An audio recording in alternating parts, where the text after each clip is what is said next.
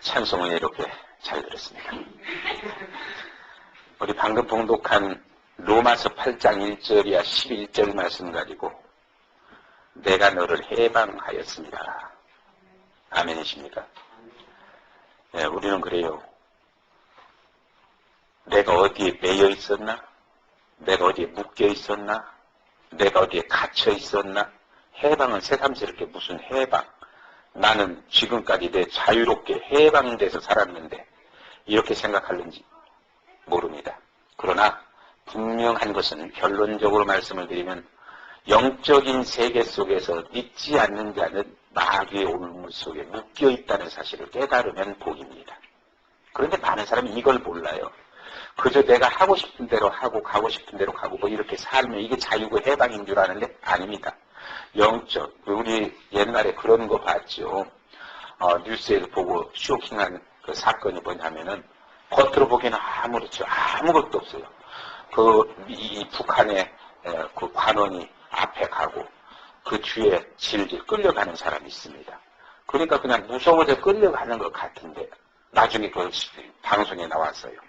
보이지 않는, 멀리서는 절대 보이지 않는 낚시줄로 코를 끼워갖고 가는 겁니다. 딱 옆으로 도망갈 수가 없게 끼워갖고 이렇게 끼워서 이게 사람이 보기에는 또 자기가 이 세상을 자기가 보기에는 안미인 것 같은데 이렇게 매여 사는 것이 바로 우리 인간이다.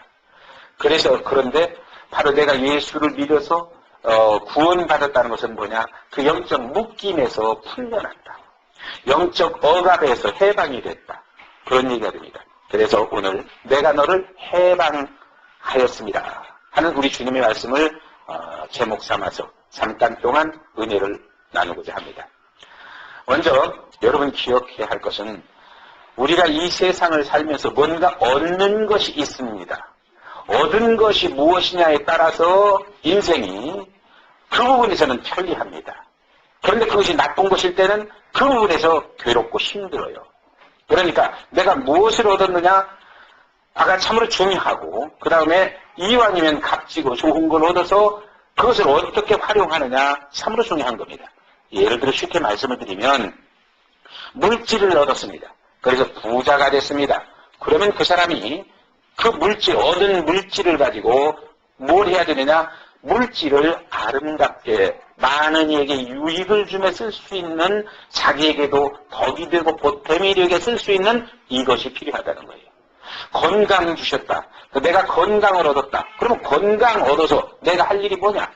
건강 얻었으니까 건강하니까 먹을 것 다 먹어보고 할 것 다 해보고 즐길 것 다 즐겨보고 갈 때 다 가보고 나만을 위해서 쾌락만을 위해서 그렇게 산다면 이건 아니죠. 하나님이 건강을 주셨을 때 내가 그 건강을 얻어서 무엇을 해야 할 것이냐 우리는 생각하고 찾아야 된다. 그것도 역시 하나님을 기쁘게 하고 사람을 기쁘게 하고 이웃을 기쁘게 하고 자기에게도 보탬이 되게 만드는 이것이 건강을 얻은 자의 삶이다. 여러분 우리가 이 공부를 합니다. 다 학교를 다니고 공부를 하는데 지식이 뭐냐? 나는 공부를 많이 했어. 오래 해서 지식을 많이 얻었다. 그러면 그 지식으로 뭐 할 것이냐?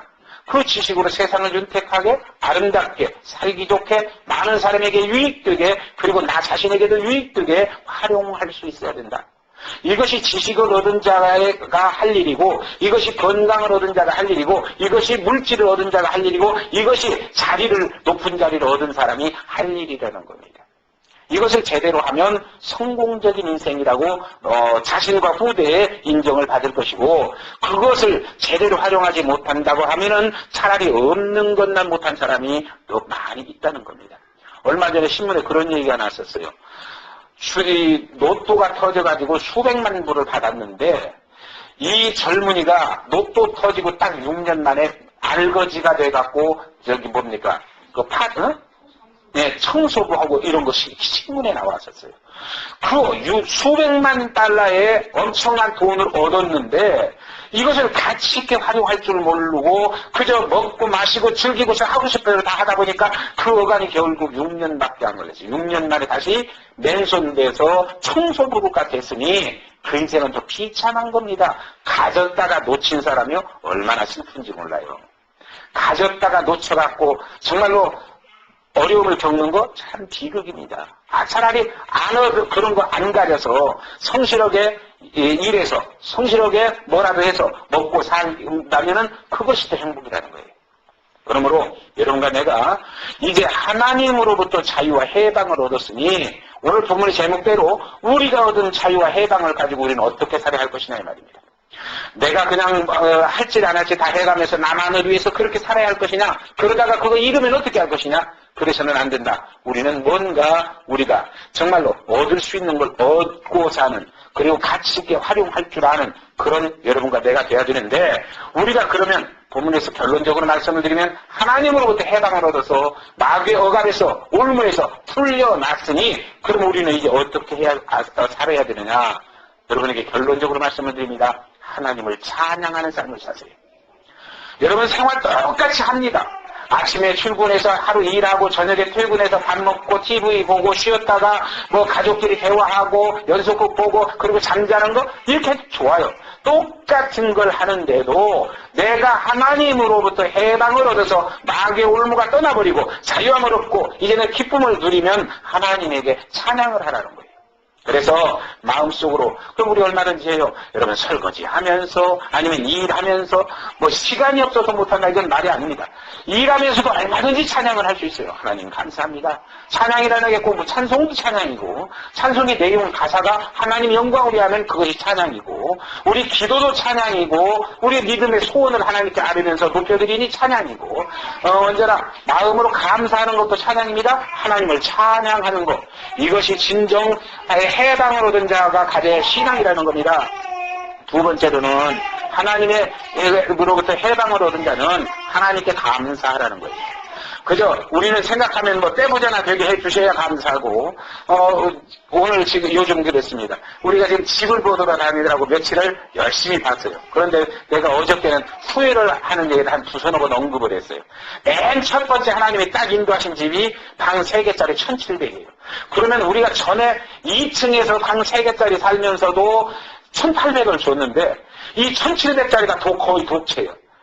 그래서 2층에는 젊은이 서너시 사는데 완전 직장 나가는 사람이고 아래층에는 방이 3개고 리빙룸, 다이닝룸 해서 완전히 독채인데 그걸 얼른 계약했어야 되는 건데 하나님 인도하셨는데 한 번 더 재인다고 하루 더 있다 갔더니 이미 나가버렸어요.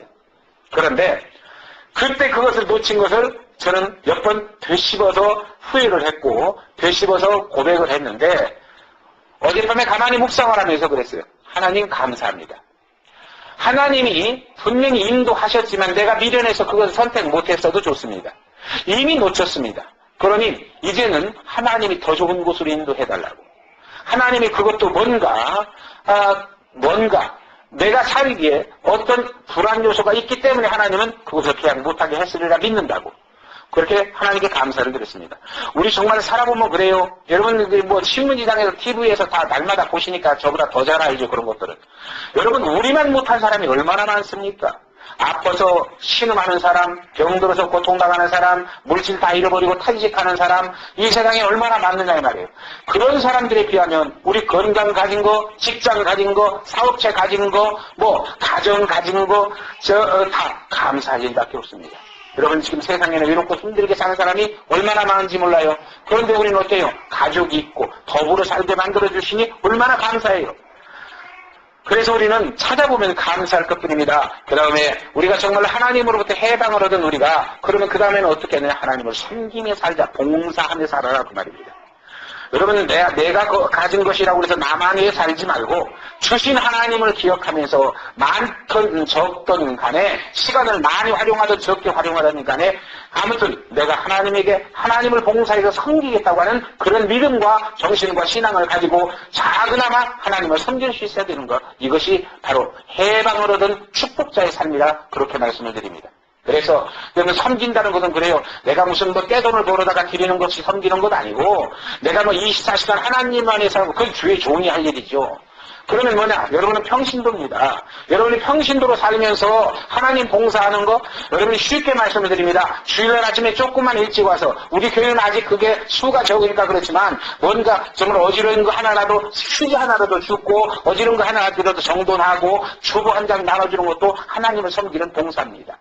아무튼 여러분이 그것이 정 안 되면 정말로 와서 기도하는 것도 엄청난 봉사입니다. 하나님 정말로 여기 우리 아버지가 해도 좋고 우리 목사님이 해도 좋습니다. 아까 우리 사모님 기도하신 것 같이 지금 교회를 하려고 시작한 지가 벌써 1년이 넘었는데 2년이 다 돼가는데 1년 반이 넘었겠는데 여러분 뭔가 이렇게 있어도 되겠습니까? 하나님 좀 도와주세요. 하나님이 역사해 주세요. 그래서 정말로 사람이 먼저 많이 와서 같이 은혜 받고 같이 신앙생활하면 얼마나 힘있고 좋겠습니까?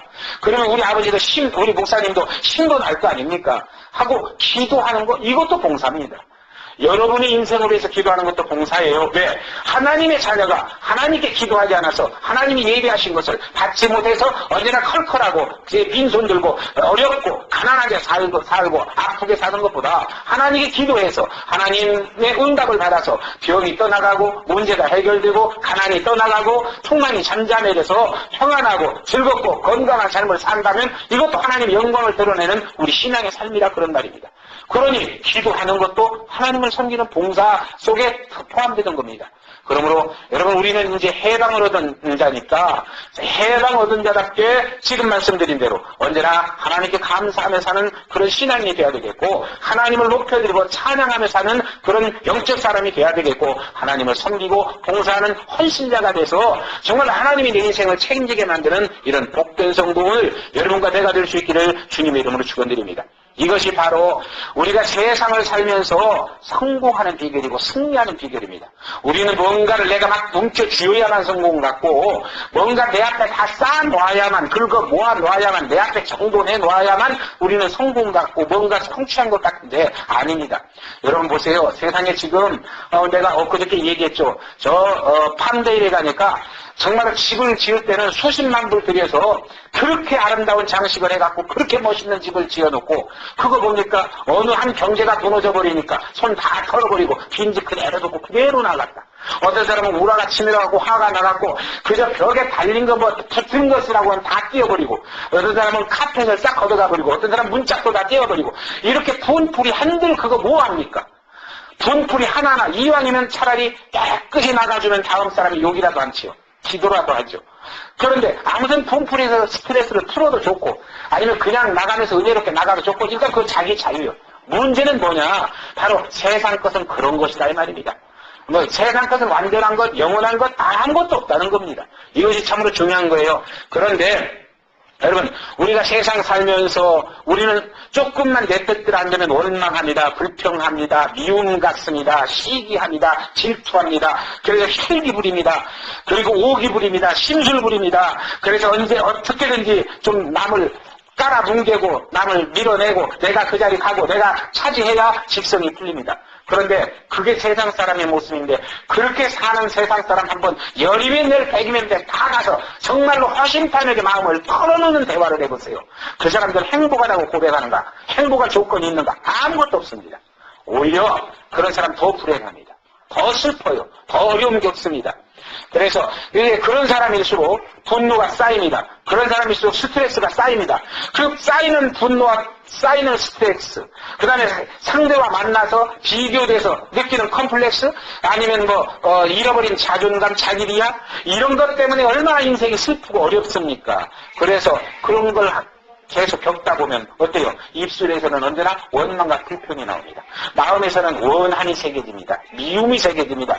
그래가지고 그것이 혈기나 분노로 폭발합니다. 그래가지고 언제나 자기를 망치고 이웃을 망치고 같이 죽는 이런 어려움을 겪게 됩니다. 그런데 오늘 우리 여러분과 내가 이런 것에서 묶임에서 벗어났다는 사실을 깨달으면 은혜인 줄 믿습니다. 그래서 세상 사람은 그게 묶여가지고 그게 당연히 감정을 가진 내가 당연히 폭발할 수 있는 자연적인 것이지 당연한 것이지 생각할지 몰라도 안 해요. 그거를 그렇게 분노를 품고 미움을 갖고 사심을 갖고 물고 찢고 싸워서 원수 만들어갖고 불행하게 살게 만드는 것이 누구의 역사냐 이 말이에요. 깨닫고 보면 나의 역사입니다. 또 반대로 이런 사람이 이런 심정에 빠지면은 자괴감을 갖게 됩니다. 자괴감. 그래서 우리 은미도 와서 그랬죠. 우울증 겪으니 생겨갖고 혼났다고. 사람이 그래요. 자꾸 우울증이, 자기 자신감을 잃어버립니다.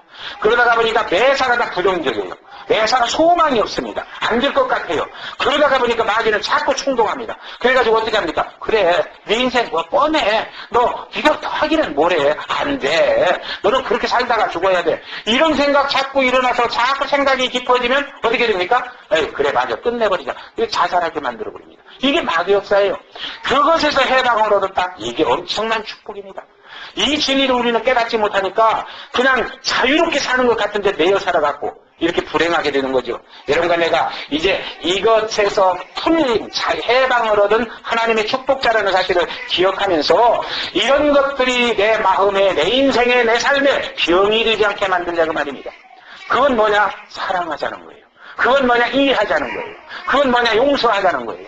그래서 사람끼리 서로가 가까운 사람끼리 우리는 참 인간은요 이 자유와 해방을 얻지 못하고 마귀의 올무에 매여 사는 사람은 언제나 자기 화풀이를 누구에게 합니까? 모르는 사람, 먼 사람에게 안 합니다. 누가 받아주나요? 그러니까 누구에게 해요? 항상 가까운 사람에게 합니다. 지가 화났는데 옆에 있는 사람에게 화풀이 다 해. 부모들 지가 화났는데 자식들에게 화풀이 다 해. 그러니까 언제나 옆에 있는 사람에게 해요. 그건 뭘 의미합니까? 옆에 있는 사람이 자꾸 멀어지게 만듭니다. 그래서 남들은 원수되게 만들어버립니다. 외톨이가 됩니다. 더 외로움과 슬픔에 빠집니다. 그래서 비극을 당합니다. 그러므로 여러분과 내가 이런 것들이 내 인생과 삶에 병이 되게 만들지 말자는 거예요. 정말로 여러분 우리 가슴 속에 묻어두지 말자는 겁니다. 그리고 여러분에게 말씀을 드립니다. 여러분 우리 세상에서는요 화가 나도 참는 사람, 혼자 속으로도 참고 그냥 겉으로 전혀 표현 안 하는 사람, 분이 나도요 혼자 다 소화시키는 사람, 이런 사람 보고 뭐라고 그러죠? 도야. 이런 사람 보고 세상에서는 뭐라고 그러지? 착한 사람이라고 그러잖아. 그렇지? 법 없이도 살 사람이라고 그러잖아. 그러니까 남에게는 참 좋아. 남에게는 참 잘했어. 내 분을 내가 소화시키고 남은 화나게 안 만들었으니까. 남은 괴롭게 안 만들었으니까. 잘한 것 같은데 자기에게는 잘못한 겁니다. 자기에게는. 분은 풀어내야 돼요. 분은 풀어내야 됩니다. 화도 풀어내야 돼요. 그렇다고 해서 풀어낸다고 어떻게 풀어냅니까? 아까 말씀드린 대로 가까운 사람에게 풀어내면 가까운 사람이 원수 되어버립니다. 생각해보세요. 부부간에 나도 여기 지금 부부간에 살지만요. 내가 5번만 화풀이를 해보세요. 내게서 떠나올 겁니다. 마음이 멀어지고 몸이 멀어지고 떠나요. 부모 자식, 여기 지금 여기 자식입니다. 내가 여러분에게 5번만 화풀이, 내 화를 여러분에게 화풀이 5번만 해봐요. 나 안 만나려고 그럴 거예요. 아마 여러분이 돈 벌어 살아다 충분히 지금 다 살고 있는데 나 뭐라고 만나겠어요? 안 만나려고 그럽니다. 여러분 부부 어림없어요. 화풀이 대상 아닙니다. 자식 화풀이 대상 아니에요. 부모 화풀이 대상 아닙니다. 제 자식들이 좀 크면 자기가 밖에서 화내면 부모에게 화풀이 다 하지. 그래서 우리 부모는 돈을 많이 안 갖고 있어. 돈을 안 줘갖고 내가 힘든다. 백그라운드가 없어서 내가 힘든다. 화풀이 다 하려고 그러는데 역시 아무것도 아니에요. 부모, 자식, 친구, 형제 다 마찬가지입니다. 그러면 화는 풀긴 풀어야 되겠는데 사람에게 인성적으로 풀면 다 원수 되는데 그래서 다 멀어지는데 그러면 어떻게 푸느냐예요.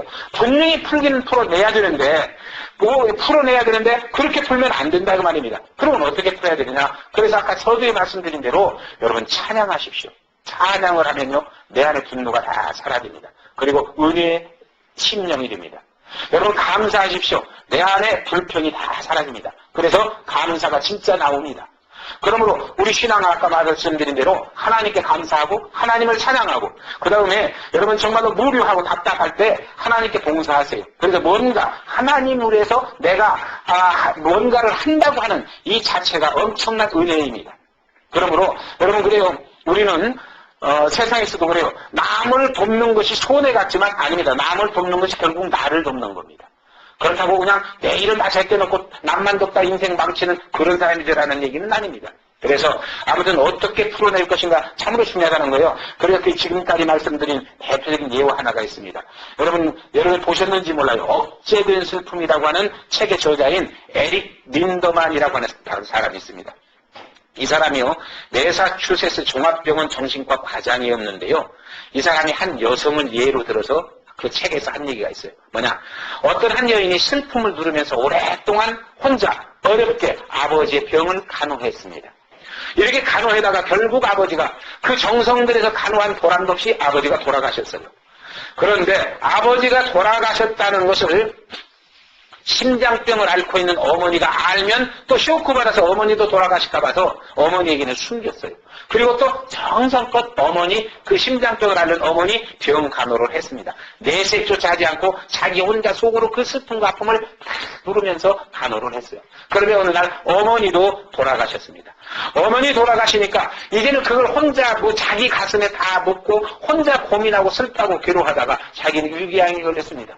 위궤양이 걸린 것조차도 다른 형제들에게 부담이 될까 봐 숨기고 혼자 있다가 보니까 결국 그것이 암으로 변해서 죽었다는 얘기입니다. 이게 뭡니까? 혼자 화를 묻어둔 것이 남은 편하게 하고 남은 유익되게 했을는지 모르지만 본인에게는 참으로 악한 짓을 해서 본인이 죽음에 이르렀다는 거예요. 아까 말씀드린 대로 그래서 그러면 안 되겠구나, 화 풀어야 되겠구나 하고 아무나 붙잡고 성질 다 부리고 화풀이 다 하면 그것도 병이 돼요. 그러니까 여러분 오늘 결론적으로 말씀드렸던 대로 여러분은 이제 하나님으로부터 마귀 올무에서 해방을 얻은 사람이니까 지금부터 우리의 삶은 그냥 하나님을 찬양하며 살자. 그저 콧노래로 찬양을 해도 좋고 내가 지금까지 베풀어 주신 은혜를 생각하면서 감사해도 좋고 아니면 하나님을 뭔가 섬기고 봉사하기 위해서 정말로 주일날 조금이라도 일찍 나와서 토요일날 아니면 더 나와서 뭔가 교회를 위해서 내가 할 거 있는가. 내가 한번 솔직히 이건 우리 여기 지금 끼리만 있으니까 이 얘기예요. 나는 우리 자녀가 5입니다. 나는 이게 얘기는 스름없이 하는 거예요. 자녀가 5인데 교회를 얼마나 좀 사랑하는가 지금까지 쭉 1년을 지켜봤어. 1년을 지켜봤는데 저희가 시계 하나 있으면 참 좋은데 시계 하나를 아무도 관심이 없더라고요. 그래서 시계가 무슨 몇십 불 가는 것도 아니요. 시계 가방에 가면 이쁘다는 거 20불 정도 이쪽 저쪽 있는 사더라고. 내가 사고 싶었는데 안 샀어. 대간지 우리 5 자녀가 누가 언제 그거 좀 관심을 갖고 그거 하나 사다 놓는가. 그래서 오늘 내 괜히 얘기 나와서 해버렸네. 이제 했으니까 이제 안 사오고 내가라도 살 거예요. 아무튼 그랬어. 이게 관심이에요. 지난번에 우리 저쪽 윌시오 빌딩에 성경 공부할 때는 첫날 딱 와서 이메림 집사가 첫날 성경 공부 딱 하러 와갖고 보니까 시계가 낡았다고. 그 교회 시계니까 남의 교회 시계니까 좀 낡았어. 볼품없어. 그걸 딱 빼버리고 예쁜 거 자기가 사다 걸어놨어요. 그걸 내가 교회 나오면서 이건 내 성경 공부는 우리 성도가 했으니까 내가 갖고 가야 한다고 이 소리 참아 보내서 그래 두고 왔어. 다른 분이 냉장고도 줬어. 냉장고도 필요할 거라 그래서 가서 놓았는데 냉장고도 이미 교회다가 갖다 놓은 걸 내 신앙 양심에다 갖고 나올 수가 없어 놓아뒀어. 그랬더니 딴 분이 가져가 버렸어. 아무튼 이런 건데 여러분 우리가 큰 것만 꼭 잘하는 거 아니에요. 정말로 우리 그렇잖아요. 자식에 대한 부모의 관심도 마찬가지예요. 내 자식이 어디가 가려운가 그 가려운 거 조금 찾아서 긁어줄 수 있는 부모들은 그게 사랑이요. 별거 자식 물론 능력이 있어서 팔자를 고치게 다 후원해주면 좋겠지만 그것은 정말로 능력이 있어야 하는 거고 그 능력이 어차피 없을 바에는 그게 바로 부모의 사랑이요.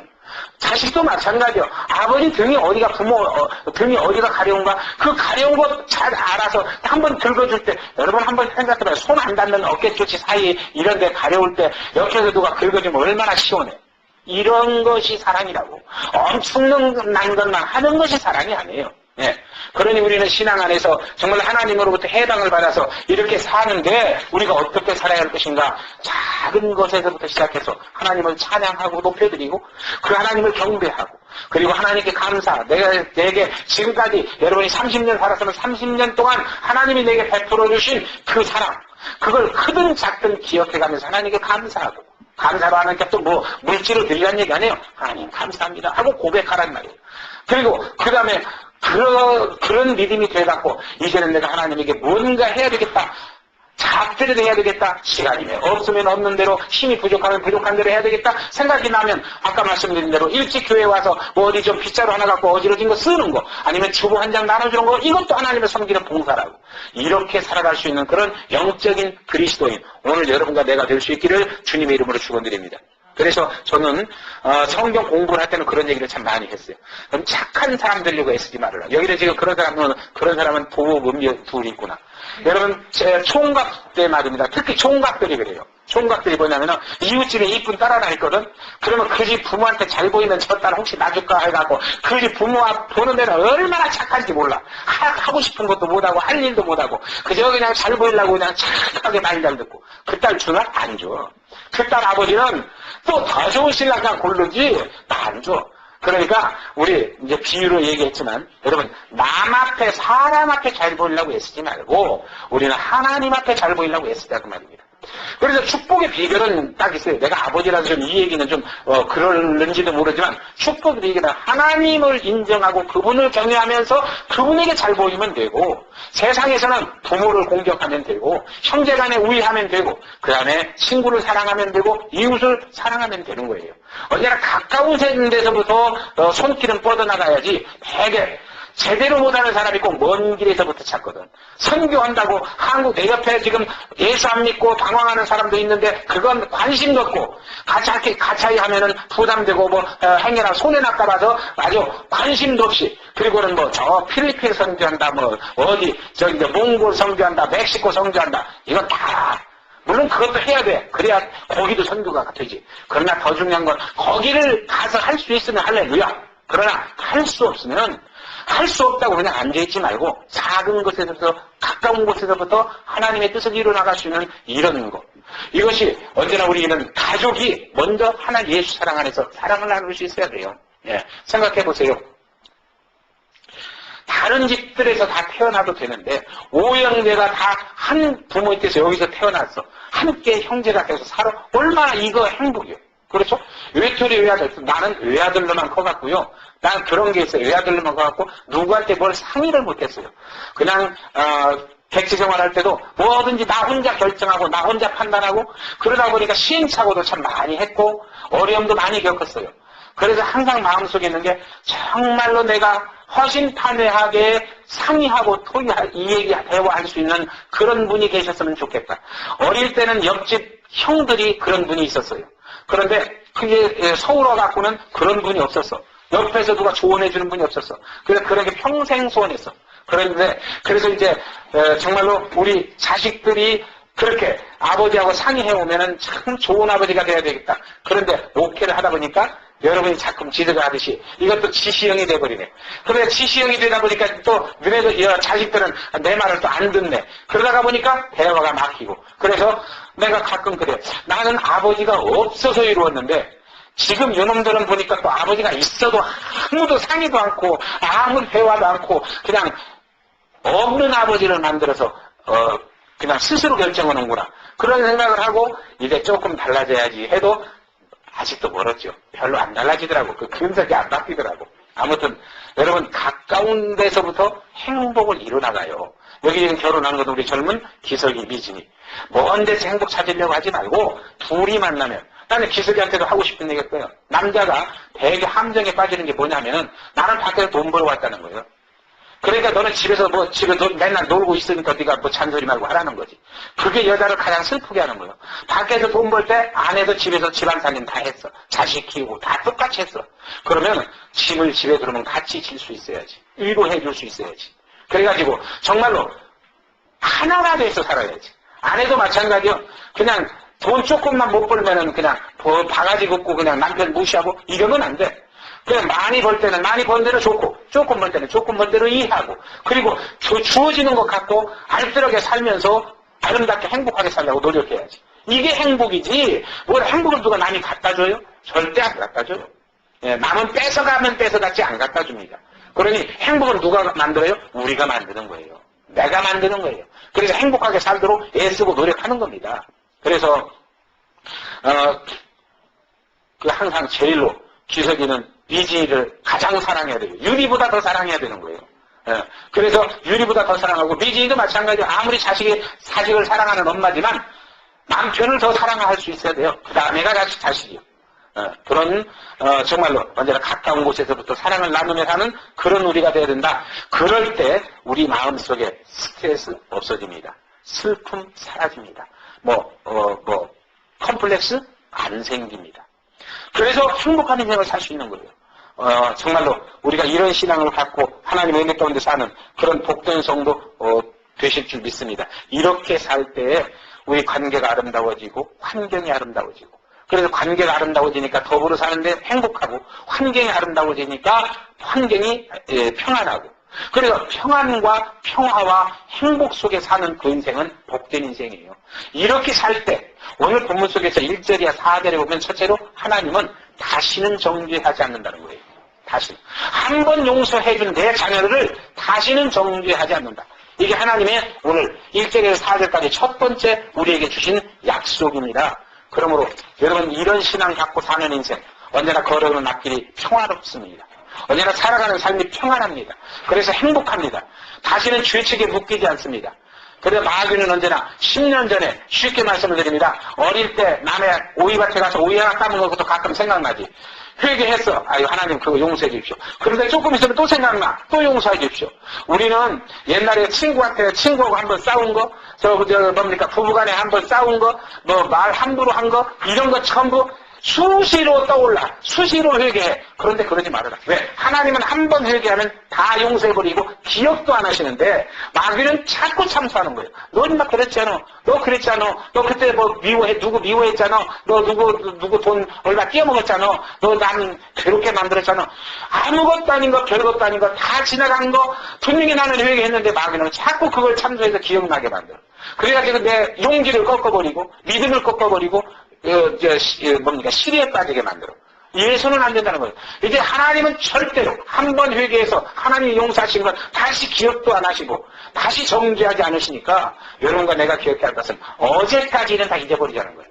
만약에 잊어버리지 않고 제대로 회개하지 않은 것은 여러분 회개해서 다 떨어버리고 오늘부터 새 믿음을 갖고 새 소망으로 새롭게 살아가는 그런 우리가 되자는 겁니다. 이것이 진정 우리가 행복하게 사는 마귀에게 매이지 않고 해방을 얻은 자가 하나님의 은혜 속에 사는 축복의 비결입니다. 그 다음에 두 번째로는 오늘 본문 5절이야 8절에 보면은 육신의 소욕을 따라 살지 말고 영의 소욕을 따라 살아라 그 말입니다. 여러분 너나 할 것 없어요. 목사인 나도요. 육신의 소욕을 따르면 이건 먹어야 건강에 좋고 요거 가져야 내가 나음에 편하고 요거 있어야 내가 행복하고 이 세상 것 전부 보게 되고 세상 것 추구하게 되니까 그걸 따라갑니다. 그걸 따라가다가 보면은요 목사도 장로도 소용없어요. 평신도도 소용없어요. 신분, 직분 아무 소용없어요. 네, 세상 것을 딱 눈에 두고 그 목표를 따라가다 보면 그것이 내 것 돼야 되고 그것이 내 것 되기 위해서는 수단 방법 안 가립니다. 이렇게 되다 보니까 역시 믿음을 잃어버리게 됩니다. 그러므로 여러분 오늘 본문에서 그랬죠. 육신의 생각은 사망이요 영의 생각은 생명과 평안이라고. 어찌하든지 내 영혼을 위해서 살자는 겁니다. 여러분 우리는 하나님이 가끔 그래요. 하나님이 왜 내 육신을 이렇게 아프게 만들까? 내 환경을 이렇게 어렵게 만들까? 아닙니다. 하나님이 보실 때는 제 관심은 우리 영혼입니다. 마치 여러분은 모를 거예요. 우리 어릴 때는 시골에서 병아리를 다 닭이 깨웠어요. 알을 한 20개 넣어주고 있습니다. 둥우리에다가. 넣어주면은 이 닭이 20일 동안 열심히 알을 굵고 품어요. 그래가지고 그 안에서 병아리가 생깁니다. 병아리가 생겨서 이제 나올 때가 되면 닭이 콕콕 쪼아서 구멍을 내줘요. 그러면 이 병아리가 그 속에서 이제 그때부터는 지가 뚫고 나와요. 지가 뚫고 나오면서 날개짓해서 정상적인 닭이 돼서 나오는 겁니다. 딱 병아리 나오고 나면 계란 껍질은 관심도 없어요. 사람이 쓰레기통에다가 다 버려봅니다. 뭐가 관심 있어요? 병아리가 관심입니다. 마찬가지입니다. 하나님이 우리 육신 관심 없어요. 물론 영혼을 위해서 필요할 때 하나님이 역사하시지만은 하나님의 궁극적인 관심은 영혼입니다. 영혼이 잘 되게 하기 위해서는 저 육신을 좀 약하게 만들어야 되겠다. 하나님이 얼마든지 약하게 만들어주셨어요.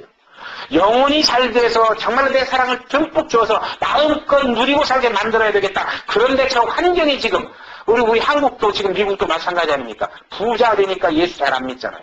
부자 되니까 신앙 나태해지잖아요. 부자 되니까 관심이 돈이잖아요.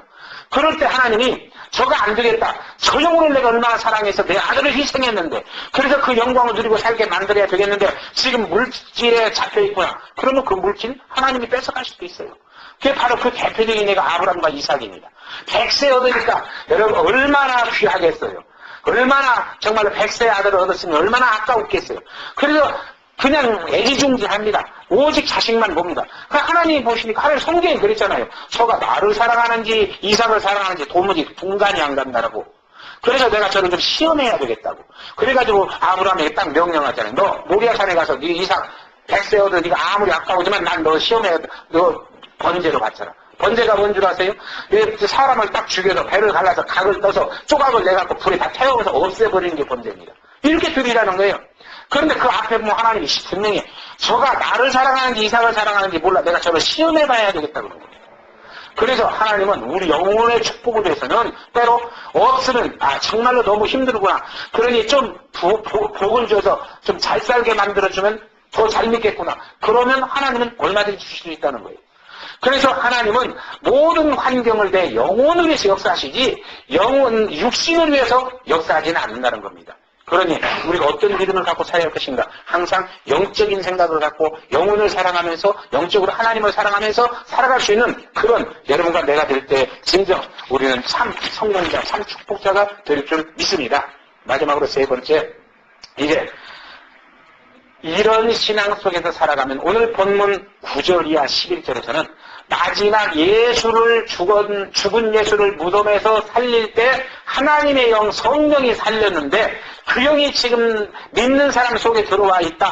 그러니 너 믿는 너를 그 영이 살릴 것이다. 마지막 날에 살릴 것이다. 그런 말입니다. 여러분, 우리를 살리는 건 우리 영입니다. 그래서 정말 하나님의 은혜와 축복을 누리고 살게 만들어주시는 겁니다. 여러분, 이런 복을 받고 이런 은혜 속에서 하나님과 더불어 인생을 사는 참으로 귀한 성도가 여러분이라는 사실을 기억하면서 정말로 이제부터 아까 서두에서 말씀을 드렸던 대로 하나님을 사랑하면서 합시다. 하나님을 찬양하면서 합시다. 그리고 하나님께 감사하면서 합시다. 작은아마 하나님을 봉사하면서 합시다. 그러면 하나님은 여러분의 일생을 지금부터 영원토록 책임지고 은혜와 축복이 인도해서 복되고 영광스럽게 사는 귀한 성도 되게 만들어주실 줄 믿습니다. 기도하시겠습니다. 사랑해 주님 감사합니다. 하나님의 은혜 속에 오늘도 귀한 진리를 상고해 봤습니다. 깨달은 대로 믿고 믿은 대로 살아서 하나님의 영광이 되는 복된 종들이 되게 은총 베풀어 주시옵소서. 예수님의 이름으로 감사하며 기도드렸습니다. 아멘.